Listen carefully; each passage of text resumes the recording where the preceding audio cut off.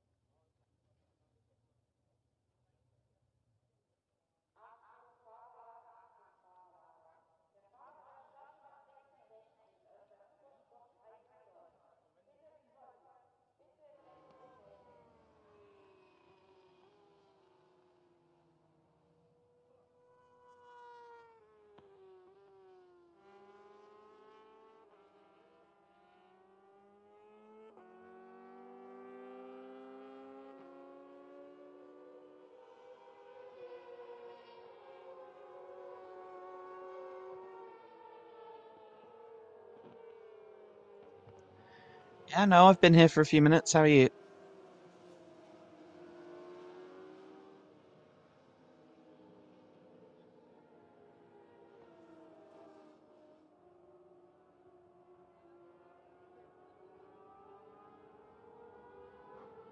Okay. Yeah, okay, we can get started. Just give me a countdown when we get ready to go then.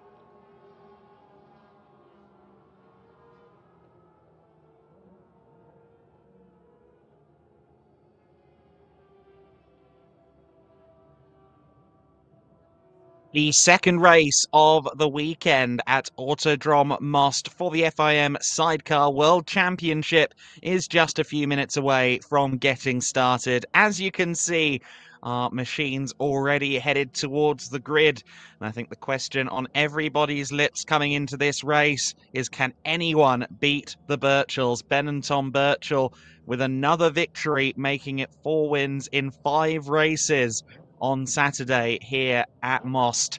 And it was not an uncontested race by any means. The likes of Ellis and Clement, the defending champions, also maybe a slight surprise to see the duo of Pekka Pavarinta and Ilse de Haas up there and challenging for the first time this season for a podium finish. However, Ben and Tom Birchall once again showing that they have that little bit of extra magic seemingly this season. Of course, continuing their incredible streak of Isle of Man TT victories a few weeks ago.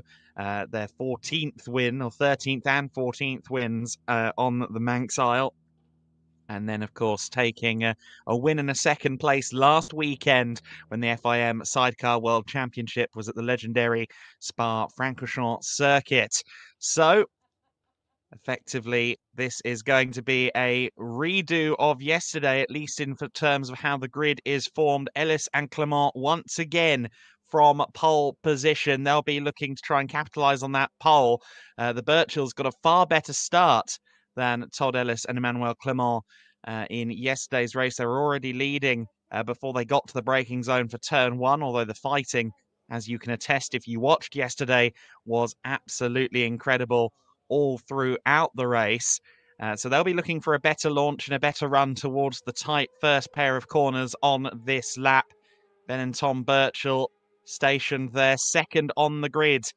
And the brothers from Mansfield looking to get a fifth win in 6 races and extend a championship lead that is already up there over 30 points over last year's champions.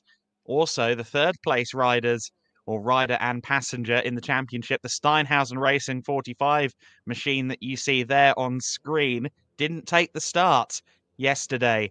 Didn't complete enough laps either to be registered as a points finisher, I believe. So the team that were third coming into this weekend will have dropped a little bit down the order and certainly will have lost valuable points up against the Birchalls.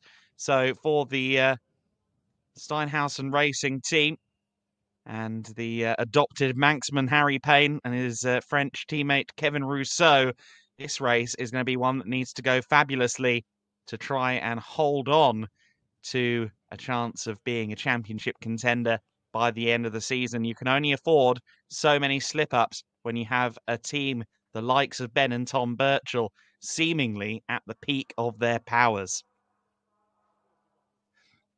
So the Christies, they start fourth on the grid. The 34 machine, that of course Sam and Tom Christie, one of 3 Christies that typically take the grid, along with Adam acting as a passenger on the 70. Their father Simon was a racer in sidecar competition for 3 decades and had a bit of a mixed start to proceedings in Saxony at the Saxon Ring at the start of the year. Only registered as 15th place in the first race after some problems with the bike. But recovered nicely, got a 3rd place in the second race at Saxon Ring, 4th place at Spa twice. They'll be looking for a second podium of the season this time. Best race of the year by far for Pekka Pavarinta and Ilse de Haas. Second yesterday after leading for a good portion of the 10-lap race. Their best finish prior to that was 4th place at the season opener at the Saxon Ring. Pavarinta, of course, a 5-time world champion, hoping to follow that up this year, but we'll have to try and get some victories on the board in the next few races to be a championship contender. The 77, it's only Tim Reeves, of course. Tim Reeves, the 8-time world champion, has Mark Wilkes as his passenger, has won world titles with Tristan, his brother, Tristan Reeves, Patrick Farrance, Ashley Hawes, Gregory Cluse, and Mark Wilkes, who joined him for the most recent Reeves title victory, now all the way back in 2019. I think Tim Reeves likely has room for a 9th on the shelf, and he'd very much like to try and claim that. The number 29 of Kershaw and Charlwood, 7th on the grid. They had a decent start to this weekend. Got a good result there on the board, fighting in the top 5 all race long yesterday at Most. Had a DNF just 4 corners into the season at the Saxon Ring, but have bounced back admirably and have not been outside the top 5 since then. Consistency is often key, of course, across a season. And since that hiccup at the beginning of the year, consistency seemingly has been on their side. Joseph Sattler and Luca Schmidt, I think the widest age gap of any of the combinations. Joseph Sattler rapidly approaching his 58th birthday. In fact, I think it may have happened already. Luca Schmidt, just 20 years old, the youngest German passenger champion. They had to fight Tim Reeves hard for both of their championships together in 2021 and 2022 in the German IDM Championship. Tim Reeves, very familiar with this IDM paddock, even though it is the first year that IDM are promoting the World Sidecar Championship. The Peugeots, they had a bit of a problem. They were smoking in the first lap yesterday. That was because a wheel arch was damaged. I think a little bit of an over-exuberant knee to the bodywork from passenger Vincent Peugeot. And the unfortunate side effect of that was a wheel arch being damaged, a tyre needing to be replaced. But they did manage to complete 7 laps yesterday. Don't think that's quite enough to actually register as a points finisher, but unfortunately their race curtailed. The 21 combination of Benny Stroyer and Kevin Kulsch. The Dutch and German combination. Stroyer has been racing sidecar since 2007. Won his first title in his homeland, the Netherlands, in 2010, and is the 2015 world champion. So another world champion in what is a very strong grid for the 2023 FIM Sidecar World Championship season. The 42 here, one of the many Bonovo action entries there on the grid. This is Lennard Göttlich and Lucas Craig. Started off at Göttlich's local circuit, a Saxony native, so Sachsenring, I think he might have actually got to stay in his own bed. The average age of that team, the Bonovo Action Junior team, just 19 years old. They weren't at Spa, but netted a top 10 finish, 8th place in race 1 at Saxony. The number 111 machine of Kevin Cable, Charlie Richardson. Richardson, the passenger, took the 2019 British Championship. They've only had one top 10 thus far, and that was at Spa in race 1 of that weekend. So this lap, or this race, I should say, being the Sunday race, will be the longer of the two Superside races. It will be 17 laps in length. So there's a bit more distance for these riders to handle. And as we mentioned, while we look at the number 11 machine of Peter Kimswenger and Ondřej Sedlacek. We talked about it a little bit yesterday after the race. It's worth highlighting just how tricky this circuit is. 21 corners split across just over 2.6 miles, so about 4.2 kilometers. So there's a lot of switchbacks, and it is indeed switchbacks. It's left to right, to left, to right, to left, to right. The passengers have to be ready for this racetrack. It is an immense challenge. Of course, being flatter than circuits like Spa, it's potentially a little bit easier than what they were having to do last week, but nonetheless, an incredibly physical facility for our passengers in particular.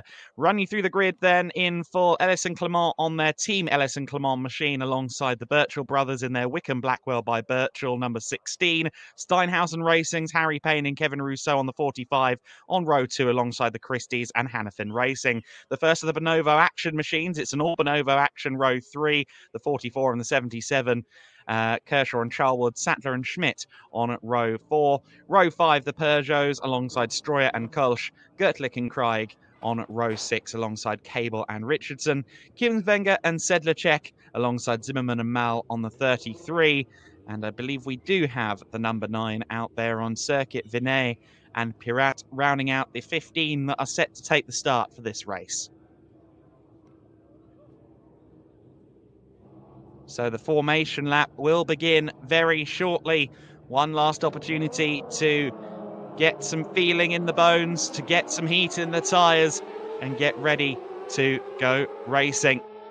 Very excited to see what happens across this 17-lap duration. If yesterday's race is anything to go by, we're in for a stunning race in the FIM Sidecar World Championship.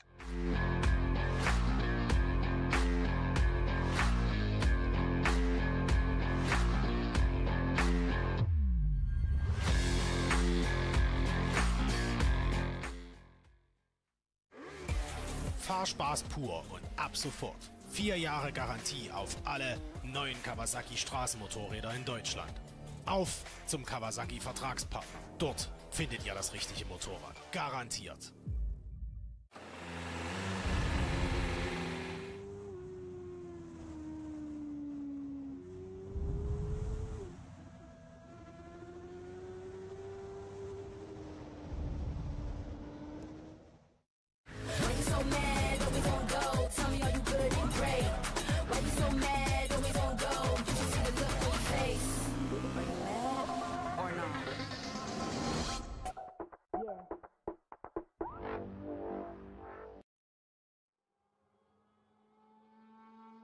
So welcome back. The formation lap just a few corners away from completion as they go around turns 16, 17, 18 and 19 of this Autodrom Most circuit. They're just around the back of the paddock soon.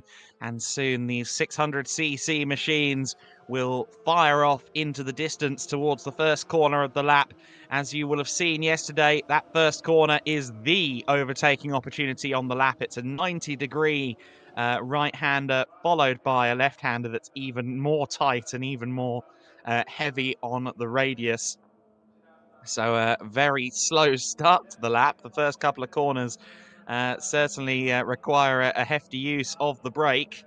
However, the rest of the circuit fairly flowing. There are other overtaking opportunities, but most of the action came at the chicane. Certainly the Birchells were brave on their brakes at numerous points in the race yesterday. 17 laps, everyone has to last a little bit longer this time around. You see the Birchells warming up there, especially Tom. And we will soon go racing. It was the Birchells with the better start in the Saturday race. Let's see if they can do it again come Sunday. The lights will go out momentarily. Everyone hunkering down and getting ready for action. The flag is shown. The lights will go out momentarily then. Ellis and Clement on pole position. Can last year's champions secure a victory for the second time this season? It looks like they've gotten a good start. But what about the Birchells? Where are they relative to our pole sitters? Not close. That's a good sign then for Ellis and Clement. They don't have to challenge or have to fight off any challengers going into the first corner. Payne and Rousseau thankfully taking the start this time around. They are there in third position right behind the Birchells. They were side by side on the approach to the first corner but couldn't quite get to the inside line. So it's Todd Ellis and Emmanuel Clement in the lead of this race in the early going. The Christies on the first of the Hannafin machines. The 34 there in fourth place. Looks like Pavarinta and De Haas have held on to fifth position as well. Everyone basically where they were in the top 5, top 6 of this grid. Just trying to see whether Reeves and Wilkes are still there in sixth place. It looks as if they are. Certainly Kershaw and Charlwood are there in seventh place in the distinctive number 29. Bulletin has come up on the timing screen saying no jump starts. So that potential poison chalice has been rectified. Oh, and up the inside goes Reeves. Lovely move going into turn 15 of the circuit. Reeves and Wilkes dive to the inside line. And absolutely no reservations about making that move. Stroyer and Kolsch have a problem though. The Bonovo Action Junior machine going no further. Of course, Reeves and Wilkes going past a Bonovo Action teammate there in that move for fifth place up against Pavarinta. So Reeves and Wilkes up to fifth place, and despite the fact it was a teammate, they were very, very brave when it came to the lunge. Side-by-side action, though, because here comes Pavarinta and De Haas once again. Look at how hunkered down Wilkes was there to try and minimise the drag. It wasn't enough, though. The 44 goes back through into fifth place, so Reeves and Wilkes only getting fifth position for a matter of moments. Kershaw and Charlwood investigating this situation as well. Perhaps not the most comfortable place for the Kershaw-Charlwood machine. The entry from Kershaw Racing, the Quattro Plant-backed machine. We've got 3 Bonovo Action machines surrounding them at the moment. And looking to the inside there is Harry Payne. Couldn't quite find a way past the Birchells on that occasion. It's worth noting, of course, that an overwhelming majority of this grid is powered by Yamaha machinery. In fact, the only outlier is the Birchells machine, which is an LTR chassis mated to a Honda engine. And you will remember, if you watched yesterday, that on the front straight, the Birchells seem to have a little bit more ponies underneath them. So could that be a factor as the race goes on? Certainly, through this final sector of the circuit, the Birchells have gotten away from Payne and Rousseau, and Ellis and Clement suddenly under pressure once again. An unfortunate early end for the number 21 crew, then they will go no further in this race.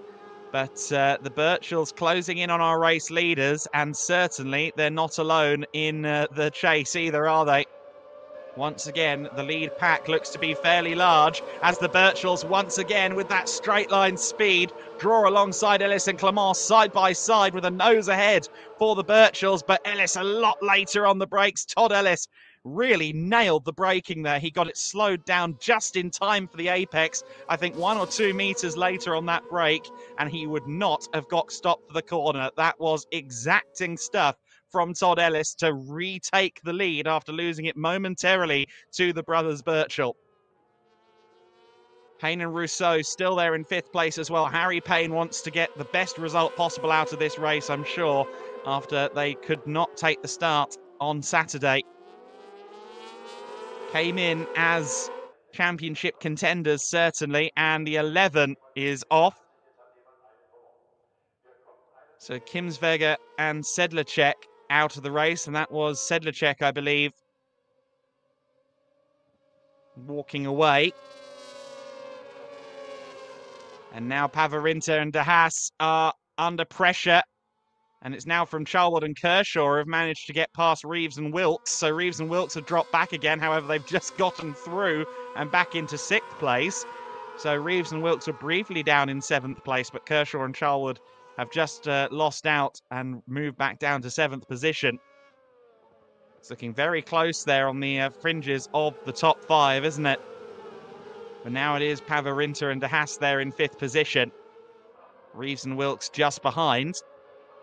A lot of yo-yoing there in and around Tim Reeves. Doesn't look like the Birchells are close enough to Ellis and Clement this time. 3/10 apart across the line. And sure enough, they remain in formation, so no move made on this occasion. It's just lap 4 of a 17-lap race, of course. So we will no doubt see the bottles uncorked further as the race goes on. But for now, everyone just minding their P's and Q's a little bit, I think. Confirmation on timing screen that the Kimsvega-Sedlacek machine was retired because of a crash, but also confirmed that the rider's okay. So that's a good sign. Unfortunate end to their weekend, but good that they have both managed to walk away from that one. Ellis and Clement lead the way then.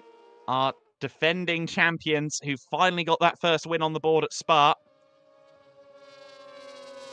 Coming out of Spa, they'd had a 4th, a 3rd, a 2nd and a 1st to their names as Pavarinta and De Haas take a look to the inside there of Sam and Tom Christie.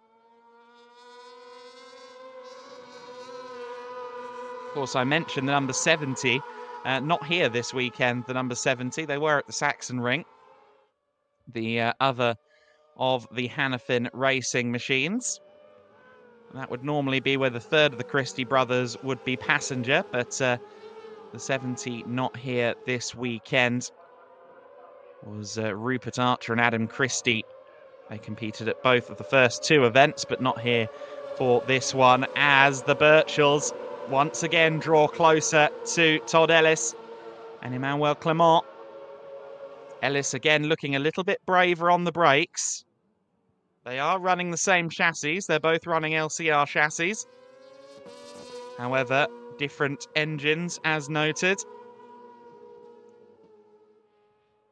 It looks to me like the Birchells have just started to step up a gear, as we see in the back of shot that in 3rd place now it is the Christies. So Hannafin Racing up to 3rd position. Sam and Tom Christie moving up.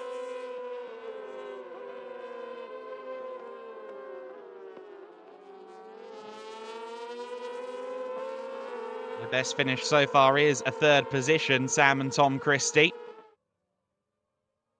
And we have yellow flags and, more importantly, slippery surface flags. Now, has oil been put down somewhere? Might well have been. That was down towards turn 3, I think. So that's somewhere that the field has just gone past. Hopefully we don't have an expired sidecar somewhere around the circuit. Nonetheless, it is the 44 that has had an issue. Bodywork comes off. And unfortunately for Pavarinta and De Haas, the duo who had their best finish yesterday of the season so far, they have got an issue. The number 9 also struggling with a problem. Vinay and Pirat are pressing on there. I think I saw the 11 running again there, although that might have been the 33 actually, of Zimmerman and Mal. Well, the race leaders are coming up to the first couple of corners then, and there's certainly a few obstacles for them to deal with this time. The number 9 has now been removed from circuit. We just saw there it was going down the escape road, thankfully, so that's well out of the way. And now this section of the circuit still covered by the yellow flags. So everyone woes up a little bit there. Good to see the yellow flags being respected there by both parties at the front of the order. They both noticeably kind of sat up a little bit just to make sure there wasn't anything in the middle of circuit. It looked to me as if the Pavarinta de Haas machine was, if not in the process of being recovered, then actually fully recovered, which means that hopefully the full circuit should be back under green flag next time they go through. But what a shame that is for Pavarinta and de Haas, because those two looked competitive yesterday. With that second place finish, they were looking to start marking themselves out as certainly potential podium finishers within the championship by the end of the year. But a setback like that will not help. Ellis and Clement, meanwhile, continue to lead their season so far. They finished off the podium twice. They came home fourth in race 1, or sorry, fourth in race 2 at Sachsenring, third in race 1 at Sachsenring. They got a first and a second place at Spa, and of course they finished fourth again yesterday. They want to try and convert this pole position into a win today, but the Birchalls are challenging. The Birchalls look to the inside once again as we go on to lap 7 of 17, but once more, no move made just yet. Oh, but look at that. Good run by the Birchalls. Are they close enough? Not quite. Best lap of the race so far, set by Payne and Rousseau, a 1 minute 40.972. So the team in 5th position, or sorry, mate, that 4th position, are showing some good speed out there.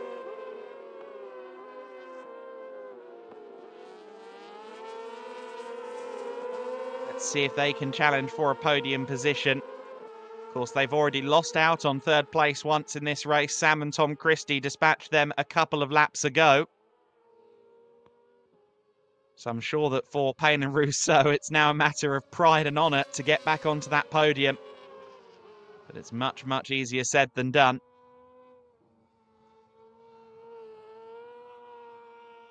This is the second race at Most in the FIM Superside Sidecar World Championship. First time that the Most circuit has hosted the World Championship in Sidecar since 1998. It's a brilliant venue. Very different character from the other major circuit in the Czech Republic, that of course being Brno. Two fabulous international tracks, but of very different feel. Brno much longer, much more undulating, but also lots of 90-degree corners around the Brno circuit.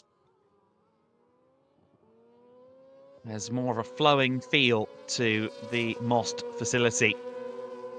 Much more compact track length, but many more corners packed in. So blue flags waving at the marshal post at turn 3, but the yellow flags have been withdrawn, which is a sign that the circuit is now back under green flag conditions all the way around. They get past the number 11, so just trying to look. It is the 11, isn't it? So still running by the looks of it, Kimswenger and Sedlacek, even though we saw Sedlacek seemingly walking away at one point in the early stages of the race. So they have managed to get back on. So not only were the riders okay after their crash, but they also got back on the steed, which is a very promising sign. Payne and Rousseau looking to the inside there at the Christies. I'd say that this turn 15, as they go under the Orland Bridge, is probably the second best overtaking zone around this circuit. Obviously behind turn 1. Turn 20, the penultimate corner of the lap. We've also seen a few moves made there. Can Payne and Rousseau maybe become the latest? I don't think they're quite close enough. Little speculative look to the inside there, a little bit of posturing by Harry Payne with his track positioning there.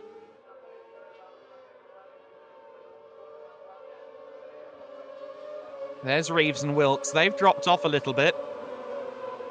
They are still there in 6th place, but have fallen off the top 5 somewhat. The top 5 covered by just over 2.2 seconds, and then it's another 2.3 back to Reeves and Wilkes in the 6th place. Sattler and Schmidt, former German championship rivals to Reeves and Wilkes, following on in P7.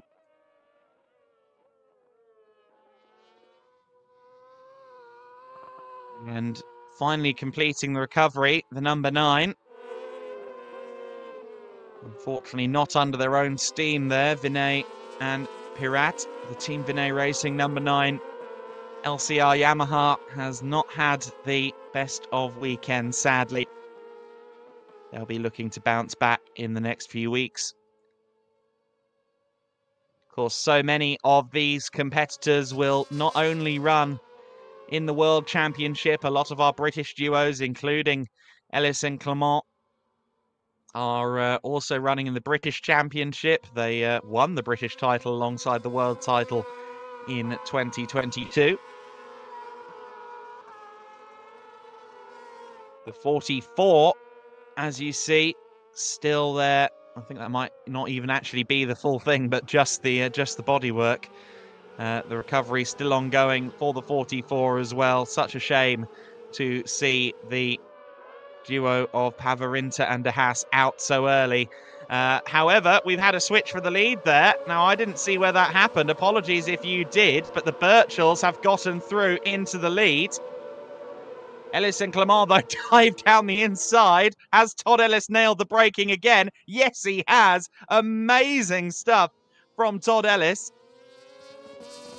Fires back at Ben and Tom Birchall as soon as he gets the opportunity. Now, was that down into turn 20? Because we've seen the Birchalls make moves there before. They make a move now down into 4 and 5. Brilliant riding from both parties. It's become a proper tennis match here.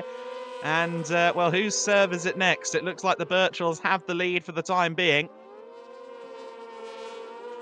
And there we go, better traction once again. Ellis and Clement get to the inside. They lead momentarily. Oh, and almost touching onto the grass go the Birchalls. I think that Todd Ellis has just about done enough there to hold on, but for how much longer? Because not only are the Birchalls well in this fight with them, but the Christies have joined the fray as well. Fabulous racing. Again, I apologise if I managed to miss the Birchalls getting through initially there, but they came onto the main straight as our leaders coming out of turn 21. Ellis and Clement fired up the inside at turn 1. And, well, after the Birchalls briefly led again, coming through the first sector split point, we once again have Ellis and Clement leading. Better traction there at the bottom end of the circuit at turn 10. Allowing Ellis and Clement back into the lead, but now we go on to the main straight, and this seems to be Birchall country. But on this occasion, it didn't look like the Birchalls had the best of runs. We're getting a look here at that most recent move for the lead. The Birchalls arcing out wide. And Ellis and Clement just getting better traction by the looks of it. And then it got very, very close. In fact, I think Emmanuel Clement may have made contact with the Birchall machine there just a little bit. The Christies have fallen away from the top 2 again just a little bit. Payne and Rousseau, Kershaw and Charlwood right there with them. It's lap 11 of 17 in the FIM Sidecar World Championship race at Most. Most has given us brilliant action all weekend long in the FIM Sidecar World Championship.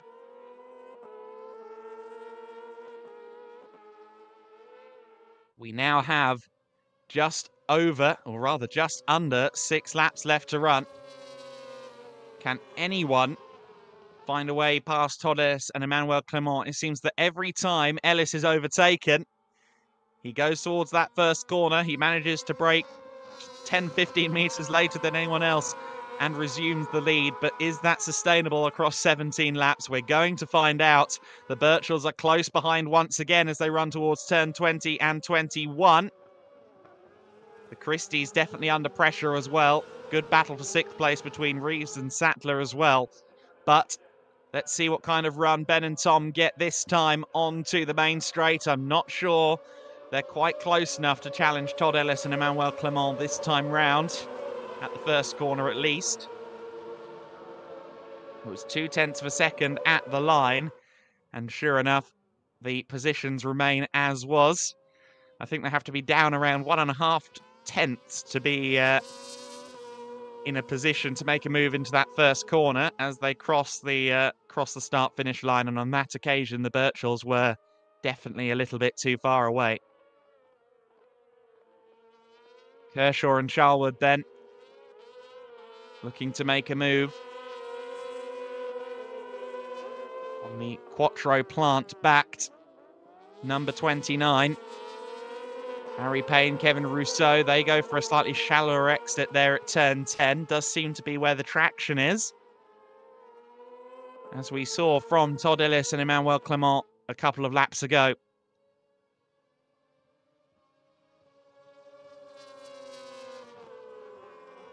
Just stayed silent there because I love the roar of those 600cc machines as they just get towards the braking zone.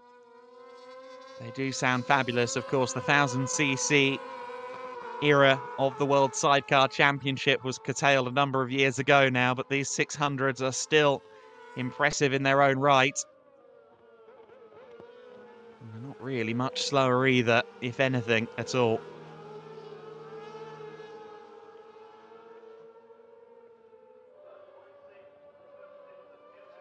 And the Birchells have gotten through again.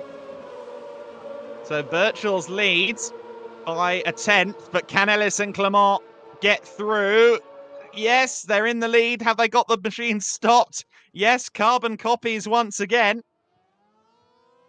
Goodness gracious me. Every time the Birchells get through, Ellis and Clement fire right back and say no chance. However, the Birchells with a good run through 3 into 4, 5 and 6.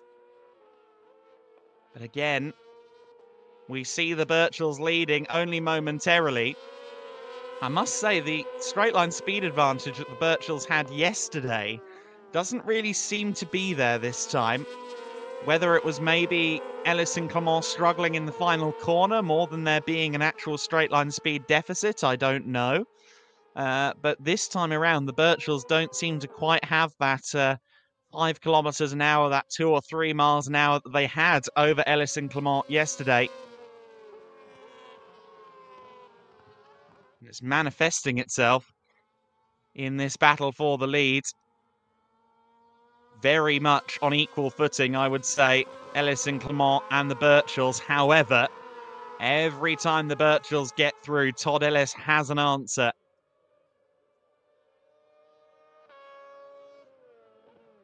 Payne and Rousseau looking to the inside of Sam and Tom Christie. No move made there.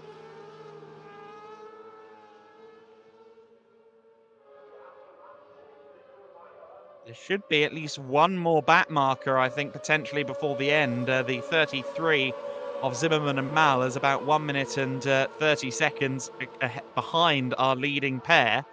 I think they may come up on them before the end of the race. And of course, while respect is high across the paddock, I think that sometimes if you're in the midst of your own race, you do miss this kind of thing. Reeves and Wilkes into the pits. Tim Reeves has come into pit lane. So he's fallen out of 6th position, and it sounds like the 8-time world champion has a problem. Nonetheless, Ben and Tom Birchall right there behind Ellis and Clement.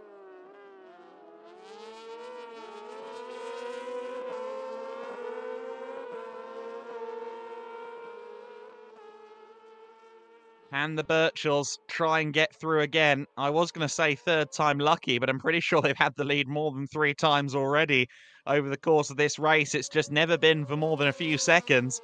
They are running pretty close as they run towards turn 15. Yellow flags are out. Believe that's for the 11 crew once again as the Birchells sidle up to Ellis and Clement. What kind of run do they get down what is the not quite back straight? Still a couple of kinks there. Towards turn 20, the Birchells are on the outside line. I get the feeling that's where the moves have been made so far. 21 awaits. No manoeuvre made on that occasion at the final corner. Turn 21 of the lap. The Birchells briefly looking to the inside. We go on to lap 15 of 17. 3 laps of racing left to go. Todd Ellis and Emmanuel Clement have put in a master performance so far in this race to hold off Ben and Tom Birchall. Of course, it's all very well for Ellis and Clement to beat the Birchells, but as long as the Birchells are there finishing second, their championship lead will only be so adversely affected. 20 points for second, 25 for a win. So if anything, Ellis and Clement would really like to see the likes of the Christies, Harry Payne, Kevin Rousseau, Kershaw and Charlwood try and challenge, but I don't think that's going to happen before the end of this race. Harry Payne there with a better run out of 10. Closing in steadily. Oh, what's happening here? Ellis and Clement once again under pressure from the Birchells. The way we cut to them there, I thought for a minute there was only one bike, but thankfully there are still two. One was hidden. Ellis and Clement still with the Birchells right there with them, and it is the last couple of corners, I think, where Ben and Tom have been making their moves. Will it happen again? There is some lap traffic on the horizon as anticipated. And again, the Birchells go to the inside line. Yes, it is turn 20 where they've been doing their overtaking. They get through into the lead once again. Can Ellis and Clement respond? I think also Kershaw and Charlwood up the inside. They may have taken 4th place. They have not, but they tried it going into turn 20. Lap traffic giving a little bit of a tow to the Birchells. Is that the difference maker? Ellis and Clement too far back for a move into turn 1 this time. Certainly Ellis once again late on the brakes, but for the first time, the Birchells lead, and Ellis did not get the opportunity to dive back up the inside. It could be the pendulum swinging moment of this race. Ben and Tom Birchall now have the race lead, but let's see if Ellis and Clement can maybe repeat their move at turn 10 that they made a few laps ago. Ellis again takes the shallow line to try and get better traction. He definitely did get better traction, but he's not alongside the Birchells this time. This race is by no means over. Ellis really aggressive looking here on the number 6. Emmanuel Clement doing everything she can as well to try and get this progress, or try and progress back into the lead. They will start the final lap this time by, and it is Ben and Tom Birchall that lead the way. Ben, who of course initially was a passenger in sidecar racing, became a driver all the way back in 2003.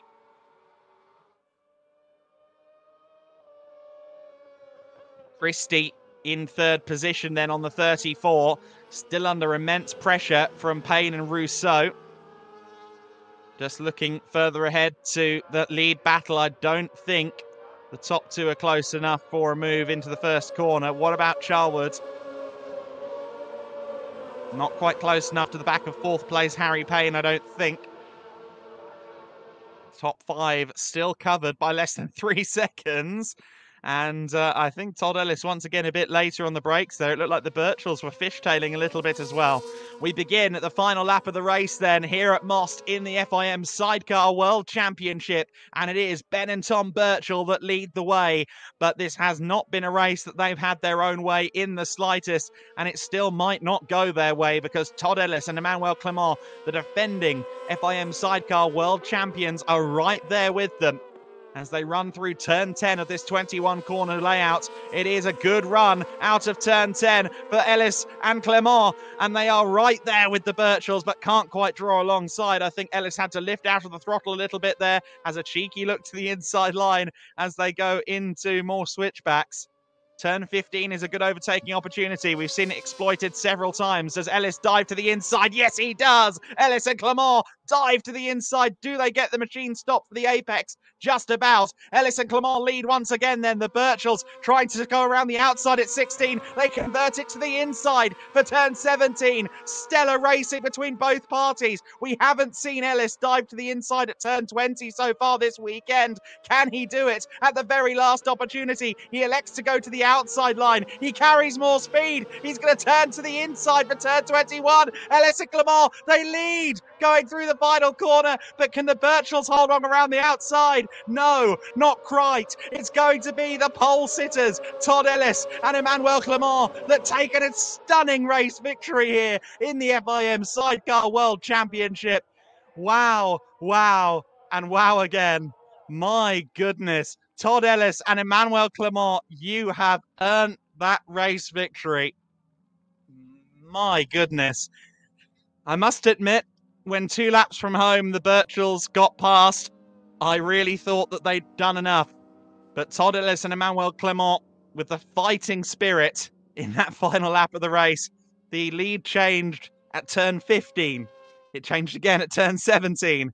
And one last time at turn 21, the definitive move made at the very final corner. An amazing battle between Todd Ellis and Emmanuel Clement here in the FIM Sidecar Championship. Ellis and Clement winning over the Birchells. And my word, what a race that was. It's warm here in the commentary box. I suspect it's warmer in the leathers as these riders head back to the paddock.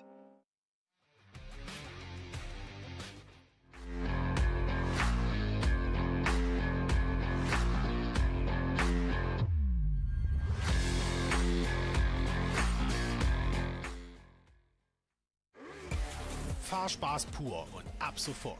4 Jahre Garantie auf alle neuen Kawasaki Straßenmotorräder in Deutschland. Auf zum Kawasaki Vertragspartner. Dort findet ihr das richtige Motorrad. Garantiert.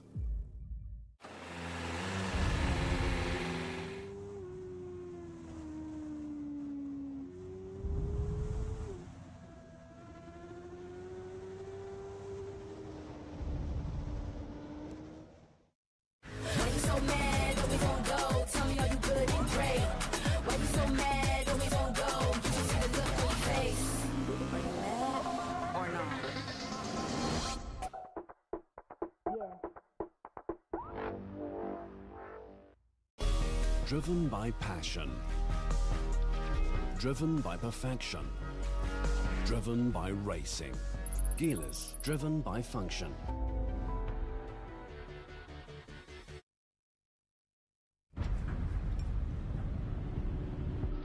Once this love has awakened, it will never sleep again. It's just pure love. 100% dedication.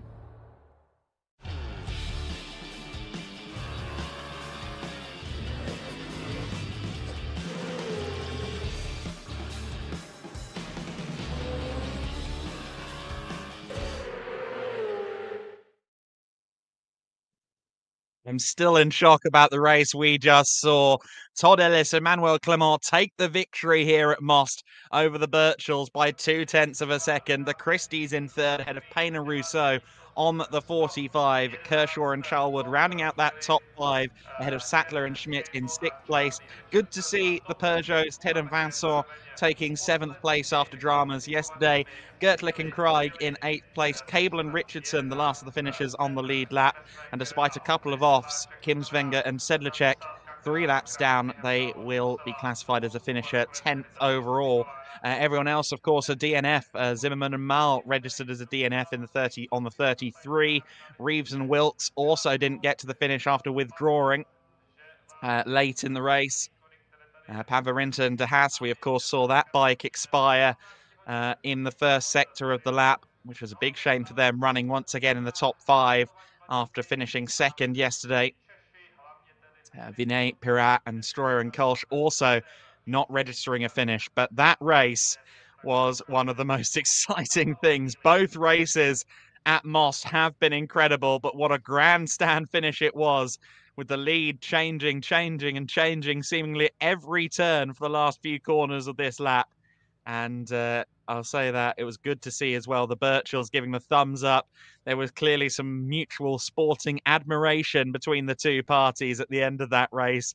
No feelings of unrest between them. Ellis and Clement and the Birchells, I think, will give each other a well-earned pat on the back after that race. Todd Ellis and Emmanuel Clement will still be, I think, in excess of 20 points off of the championship lead, but they've helped their chances no end with that win today. Let's take a look then at some race highlights.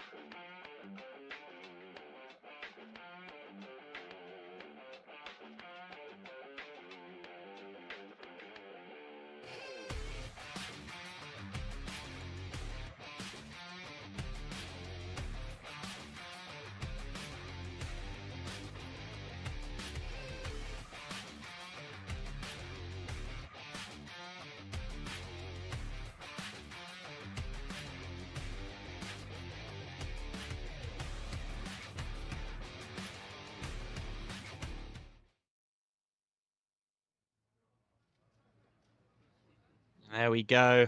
Just a few select highlights of what was a highlight of a race. 17 laps where the action very rarely faltered. There were points in the race where it looked like maybe people were just keeping their powder a little bit dry. But by and large, the action never stopped across the race distance there. That was a joy of a race to cover. That much is for certain. Todd Ellis and Emmanuel Clement, I'm sure they'll be feeling immense joy coming out of this weekend as well. After that fourth place finish yesterday here at Most, I think they needed another win, a second win of the season in the bank to just reassert themselves. And that's exactly what they've done. With 25 points for a victory, 20 for second, and third is 16 point scoring. Points go all the way down to 15th place. There's still a lot of room for manoeuvre in this championship. The Birchells, even after that second place finish, still very much with a clear championship lead in excess of 25 points, potentially still in excess of 30. I'll have to crunch the numbers on that. But with that being said, one wrong move, one dash of misfortune will swing the pendulum away from the Birchells a little bit. So far, they have been exemplary, though, have not finished any lower than second place so far this season. Coming out of the first 6 races with 2 seconds and 4 victories, very much reasserting information that we kind of all knew already, which is the Birchells are among the elite of sidecar competition across the world and have been for a number of years, a number of decades at this point. Of course, as I mentioned during the race, it was 20 years ago that Ben Birchall went from from passenger to driver. We see them there in Parc Fermé then. They will be rigorously checked, these machines, before they are cleared. The results are finalised, hopefully. It would be very disappointing to see any post-race failures in the checks, but we haven't seen that happen this year, I don't think, so hopefully just routine checking from the IDM officials. Of course, IDM taking over the mantle this year of promoting the Sidecar World Championship, and it has been a fabulous season so far. Still got so many wonderful destinations to come on the calendar. Of course, the Red Bull Ring is the next stop on the FIM Sidecar World Championship calendar later in the season. It'll be a few weeks before the FIM Sidecar World Championship returns to action. But the Red Bull Ring, I think that's going to be an absolutely classic place for the sidecars to race. I'm very much looking forward to seeing that It's the kind of circuit that lends itself to the action, isn't it? I think particularly into that lovely braking zone at what is technically the third corner of the circuit. That should lend itself to Ellis and Clement, if anything, after the amount of late braking we saw out of them this weekend at Most. The fans in attendance have definitely just looked at each other and gone, well, that was quite a race, wasn't it? They've got a great package of racing to look forward to for the rest of the day as well. The Dorna-backed Northern Talent Cup in addition to the various IDM categories. However, for now, we have to bid you adieu. So thank you so much for watching the FIM Sidecar World Championship with us this weekend. Make sure you join us again when we go racing at the Red Bull Ring next time.